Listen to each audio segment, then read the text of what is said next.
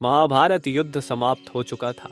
युद्ध भूमि में यत्र तत्र योद्धाओं के फटे वस्त्र, मुकुट, टूटे शस्त्र, टूटे रथों के चक्के, छज्जे आदि बिखरे हुए थे और वायुमंडल में पसरी हुई थी घोर उदासी। गिद्ध, कुत्ते, सियारों की उदास और डरावनी आवाजों के बीच उस निर्जन हो चुकी उस भूमि में द्वापर का सबसे महान योद्धा देवव्रत भीष्म पितामह शरशैया पर पड़ा सूर्य के उत्तरायण होने की प्रतीक्षा कर रहा था, अकेला। तभी उनके कानों में एक परिचित ध्वनि शहद घोलती हुई पहुंची। प्रणाम पितामह। भीष्म के सूख चुके अधरों पर एक मरी हुई मुस्कुराहट तैर उठी।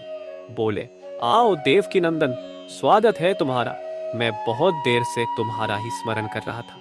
कृष्ण बोले, क्या कहूं पितामह, अब तो यह भी नहीं पूछ सकता कि कैसे हैं आप। भीष्म चुप रहे। कुछ क्षण बाद बोले, पुत्र युधिष्ठिर का राज्याभिषेक करा चुके केशव। उनका ध्यान रखना परिवार के बुजुर्गों से रिक्त हो चुके राजप्रसाद में उन्हें अब सबसे अधिक तुम्हारी ही आवश्यकता है। कृष्ण चुप रहे। भीष्म ने पुनः कहा, कुछ पूछूं केशव, बड़े अच्छे समय से आए हो। संभवतः धरा छोड़ने के पूर्व मेरे अनेक भ्रम समाप्त हो जाएं। कृष्ण बोले, देखता ही है ना पितामह। एक बात बताओ प्रभु, तुम तो ईश्वर हो ना? कृष्ण ने बीच में ही टोका, नहीं पितामह, मैं ईश्वर नहीं, मैं तो आपका पौत्र हूं पितामह, ईश्वर नहीं। भीष्म उस घोर पीड़ा में भी ठठा के हंस पड़े। बोले, अपने जीवन का स्वयं कभी आकलन नहीं कर पाया कृष्ण, सो नहीं जानता कि अच्छा रहा या बुरा। पर अब तो इस धरा से जा रहा हूं कन्हैया, अब तो ठगना छोड़ दे रे।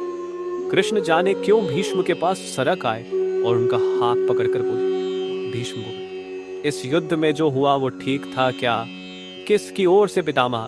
पांडवों की ओर से? कौरवों के कृत्यों पर चर्चा का तो अब कोई अर्थ ही नहीं कन्हैया। पर क्या पांडवों की ओर से जो हुआ वो सही था? आचार्य द्रोण का वध, दुर्योधन की जंघा के नीचे प्रहार, दुशासन की छाती का चीरा जाना, जयद्रथ के साथ हुआ छल, निहत्थे कर्ण का वध, सब ठीक था क्या? इसका उत्तर मैं कैसे दे सकता हूँ पितामह? इसका उत्तर तो उन्हें देना चाहिए जिन्होंने यह किया।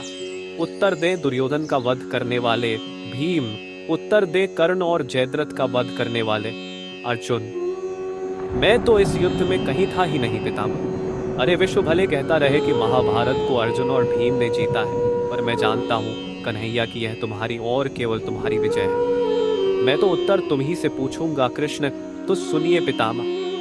कुछ बुरा नहीं हुआ, कुछ अनैतिक नहीं हुआ, वही हुआ जो होना चाहिए। यह तुम कह रहे हो केशव, मर्यादा पुरुषोत्तम राम का अवतार कृष्ण कह रहा है। यह छल तो किसी युग में हमारे सनातन संस्कारों का अंग नहीं रहा, फिर यह उचित कैसे गया? इतिहास से शिक्षा ली जाती है पितामह, पर निर्णय वर्तमान की परिस्थितियों के आधार पर लेना पड़ता है। हर युग अपने तर्कों और अपनी आवश्यकता के आधार पर अपना नायक चुनता है। राम त्रेता युग के नायक थे, मेरे भाग में द्वापर आया था। हम दोनों का निर्णय एक सा नहीं हो सकता पितामह। राम और कृष्ण की परिस्थितियों में बहुत अंतर है पितामह।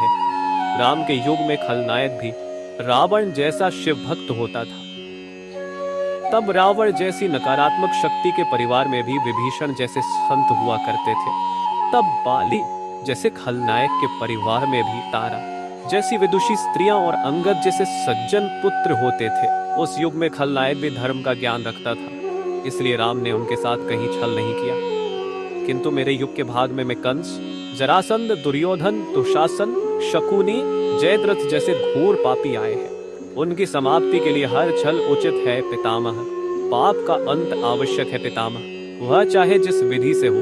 तो क्या तुम्हारे इन निर्णयों से गलत परंपराएं नहीं प्रारंभ होंगी केशव? क्या भविष्य तुम्हारे इन छलों का अनुसरण नहीं करेगा? और यदि करेगा तो क्या ये उचित होगा? भविष्य तो इससे भी अधिक नकारात्मक आ रहा है पितामह। कलयुग में तो इतने से भी काम नहीं चलेगा।